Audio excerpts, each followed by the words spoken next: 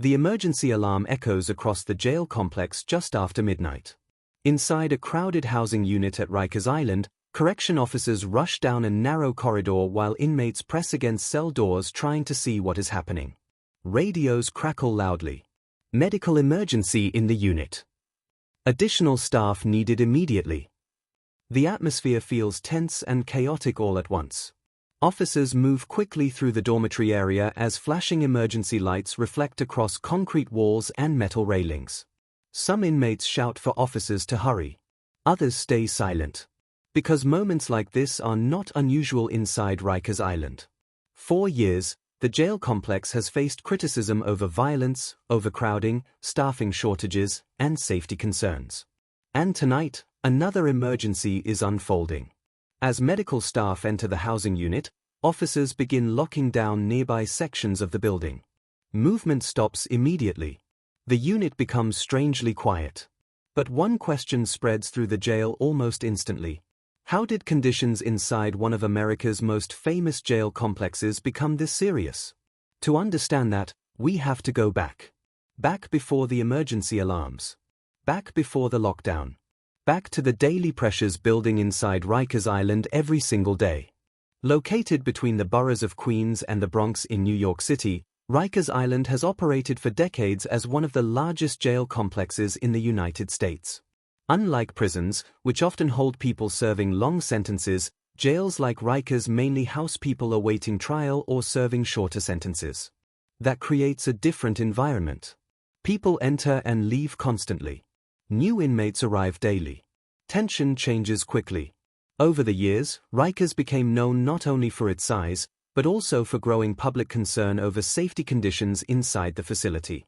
Reports from journalists, oversight agencies, and public officials described overcrowded housing units, understaffing, violence between inmates, and difficulties maintaining order. At times, officers themselves faced dangerous conditions too. Inside the jail, daily life followed strict routines.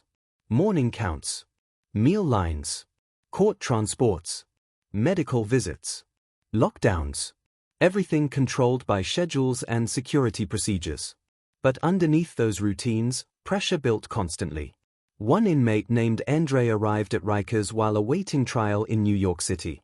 Andre had never been inside a jail this large before. The noise shocked him first. Doors slamming. People shouting. Radios echoing down long hallways. Nothing ever felt completely quiet. Even late at night. An older inmate explained something to him during his first week. "You stay aware in here," the man said quietly. "Things change fast." Andre learned quickly that overcrowding affected nearly every part of jail life. Dormitories designed for fewer people often held many more. Shared spaces stayed crowded. Lines moved slowly. Arguments happened more often because inmates spent so much time close together. Correction officers faced pressure too. At different points over the years, staffing shortages became a major issue at Rikers. When fewer officers were available to supervise large numbers of inmates, managing safety became much harder. Public reports and investigations repeatedly highlighted these concerns. Back inside Andre's housing unit, daily routine continued despite the tension. Breakfast arrived early each morning. Inmates waited in long lines for phones and showers. Court officers escorted people out for hearings across New York City. This is the low moment. The repetitive rhythm of jail life. But even during quiet periods, stress remained everywhere. Andre noticed officers looking exhausted during long shifts. Some worked overtime regularly. Others moved quickly from one emergency to another. Inside crowded facilities, even routine disagreements could become serious quickly. One afternoon, Andre witnessed officers rushing to break up a fight near the phone area. The argument started small. Someone accused another inmate of cutting the line. Voices rose. People gathered nearby. Then officers stepped in immediately before things escalated further. Moments like this happened often enough that many inmates barely reacted anymore. But Andre reacted. Because he realized something important. Inside Rikers, tension never fully disappeared. It stayed underneath everything. In public reports about Rikers Island, oversight agencies described how violence sometimes increased during periods of staffing shortages and overcrowding. When supervision became harder, controlling housing units became more difficult too. Correction officers faced growing pressure trying to maintain order across large inmate populations. At the same time, inmates often complained about long lockdowns, delayed services, and stressful living conditions. The pressure affected everyone inside the jail. One evening, Andre sat quietly near the dayroom television watching news coverage about Rikers itself. Politicians and reporters discussed reform plans. Some public officials argued the jail complex should eventually close and be replaced with smaller borough-based facilities. Others focused on immediate safety improvements. The fact that Rikers had become a national news story surprised Andre. But inside the jail, people already understood why. The problems were visible every day. Later that week, another issue spread through the housing unit. Contraband. Officers conducted surprise searches after reports that prohibited items had entered the building. Mattresses were inspected. Lockers searched. Common areas cleared.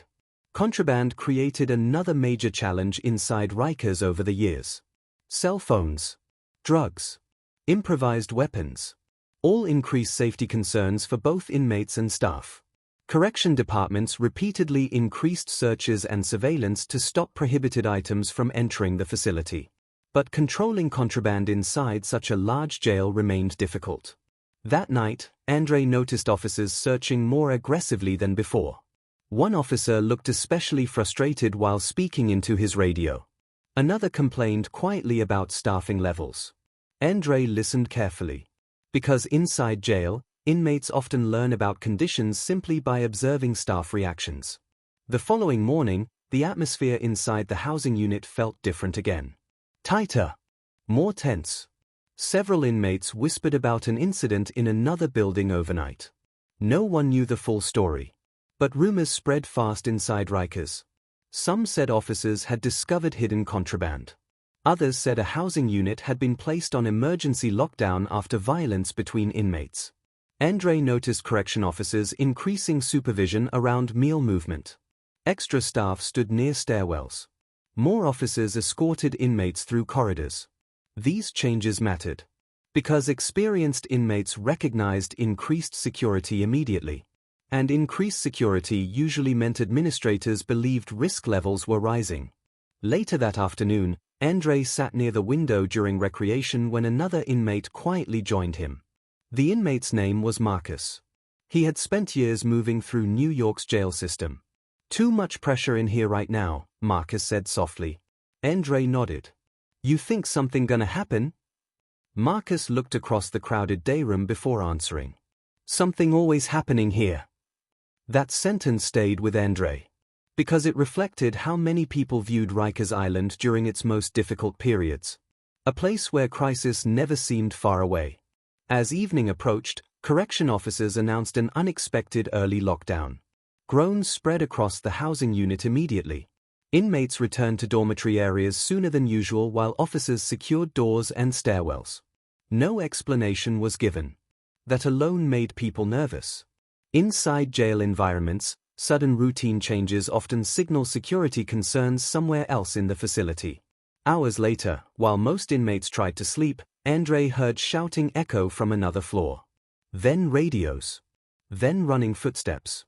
Then alarms. The entire building suddenly felt alive with movement. Officers rushed through corridors while emergency response teams moved toward another housing unit nearby. Andre sat upright immediately. Other inmates did too. Everyone listened carefully. Then came the sound that changed the atmosphere completely. A correction officer shouting for medical staff to hurry. The same emergency we saw at the beginning. But now, Andre realizes something important. This incident was not isolated.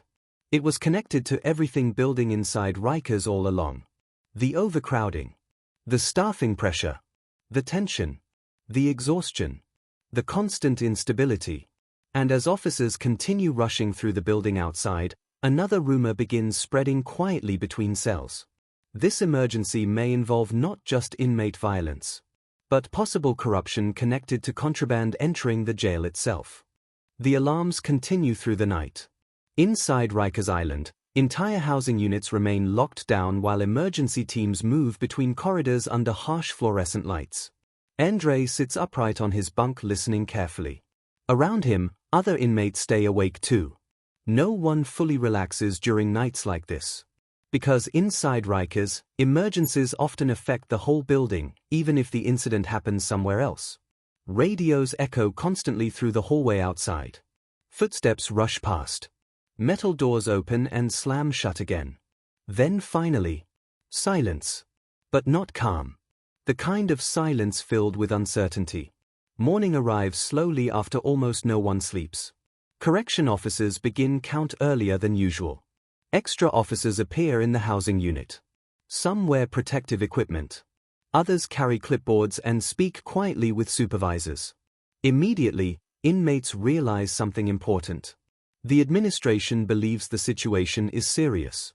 Breakfast movement happens under tighter control than normal. Inmates walk in smaller groups. Additional staff stand near stairwells and entrances. Even the officers seem more tense than usual. Andre notices one officer rubbing his eyes from exhaustion while checking identification wristbands. Staffing pressure shows everywhere. Over the years, reports about Rikers Island repeatedly described correction officers working overtime and dealing with difficult conditions during staffing shortages. Long shifts affected morale. Fatigue affected decision-making. And managing overcrowded housing units became even harder under those conditions. Back in the dining area, inmates whisper about the overnight emergency. Some say officers discovered contraband hidden inside a maintenance closet. Others claim several inmates were moved into segregation after investigators questioned them overnight. Rumors spread faster than facts inside jail. Andre listens quietly while eating. Across the room, Marcus sits alone near the wall watching officers carefully. When recreation begins later that afternoon, Marcus walks beside Andre near the dayroom windows. "You hear what happened?" Marcus asks quietly. Andre shakes his head. "Not really." Marcus lowers his voice.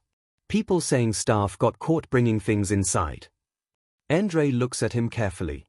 Because corruption rumors inside Rikers were not new. Over the years, public investigations and court cases connected to Rikers Island examined allegations involving contraband smuggling, officer misconduct, and failures in supervision. Not every officer was involved. Many worked difficult jobs under intense pressure. But even isolated corruption cases damaged trust throughout the facility. Back in the housing unit, correction officers conduct another surprise search. This time, investigators search common areas first. Electrical panels. Storage closets. Cleaning supply carts. Every search feels more targeted now. As if officers are looking for something specific. Andre notices how tense the staff seem during the operation. One supervisor argues quietly with another near the stairwell. A younger officer looks overwhelmed while checking inmate property bags. The pressure affects staff too. Because inside overcrowded jail systems, correction officers face constant stress balancing safety, supervision, and emergencies all at once. This is the low moment. The tense routine after crisis. Everyone waiting. Everyone watching. Later that evening, Andre finally learns more about the overnight emergency from another inmate returning from medical. There was a big fight in another building, the inmate whispers. Officers found phones and contraband after. That information spreads quickly through the dormitory. Contraband again. At Rikers Island, contraband has remained one of the biggest security concerns for years. Cell phones. Drugs. Improvised weapons. Each item creates additional risks inside already tense housing units. Correction departments increased scanner technology, surveillance systems, and search procedures repeatedly to reduce the problem. But controlling contraband inside such a massive jail complex remained difficult. Especially during staffing shortages. As night approaches, officers announce another early lockdown. Groans spread across the unit again. Andre notices frustration building more openly now. Some inmates complain loudly. Others pace near their bunks. Long lockdowns create pressure inside crowded dormitories. And pressure inside crowded spaces often increases tension. Marcus sits quietly nearby shaking his head. "This place wears everybody down," he says softly. Andre nods. Because he feels it too now. The constant noise. The uncertainty. The sudden lockdowns. The overcrowding.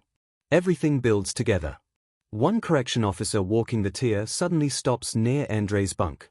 For a moment, the officer just stands there silently looking across the crowded dormitory. Tired. Exhausted. Then he quietly says something almost to himself. "We need more people in here." Andre realizes the officer means staff. More supervision. More support. More control. That moment matters because it reveals something important. The crisis at Rikers affects both inmates and officers. Both sides feel the pressure of overcrowding and instability. Over the next several days, investigators continue moving through the facility. Some housing units remain under stricter restrictions.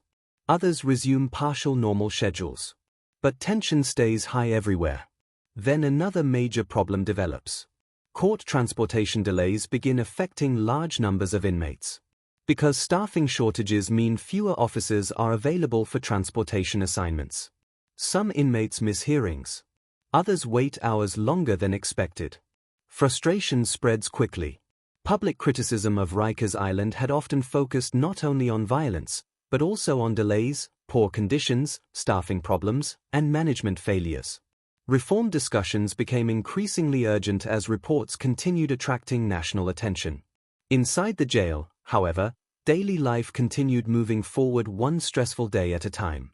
Andre watches correction officers trying to manage overcrowded movement during lunch the next afternoon. The line moves slowly. Too slowly. Voices rise near the front. An officer immediately steps between several inmates before the situation escalates. Again. Another near conflict stopped before becoming worse. That pattern repeats constantly at Rikers. Small tensions appearing everywhere. Because in crowded jail environments, simple frustrations can grow quickly. Especially when everyone already feels pressure. Later that evening, news spreads through the housing unit that outside investigators may visit parts of the jail complex following recent incidents. That gets everyone's attention. Some inmates hope conditions might improve. Others laugh bitterly, believing nothing will change. Marcus sits beside Andre near the phones. "You know how many times people promised reform here?" he asks quietly. Andre shrugs. Marcus looks across the noisy dormitory. "This place been talked about for years." He is right. For decades, Rikers Island became a symbol in public debates about criminal justice reform, jail conditions, and public safety in New York City. Some officials pushed for major structural changes. Others focused on staffing increases and internal reforms. But inside the jail itself, daily life remained difficult. That night, Andre notices something unusual. Several correction officers suddenly rush toward the administration hallway carrying radios and paperwork. Supervisors follow quickly behind them. The atmosphere changes immediately. Even experienced inmates notice. Something important is happening again. Moments later, officers begin locking nearby movement gates unexpectedly. An announcement echoes through the building ordering all housing units to prepare for emergency count procedures. Inmates look around nervously. Emergency counts usually mean administrators believe someone is missing. Or something serious has happened elsewhere inside the jail. Andre watches officers speaking urgently near the control booth. Then he notices Marcus staring toward the corridor with concern. "What now?" Andre asks quietly. Marcus does not answer immediately. Finally he says, "If they shutting movement down this fast, this gotta be bigger than a fight." And as the emergency count begins across Rikers Island, another rumor starts spreading through the dormitory. Investigators may have uncovered evidence connecting recent contraband discoveries to corruption involving people working inside the jail itself.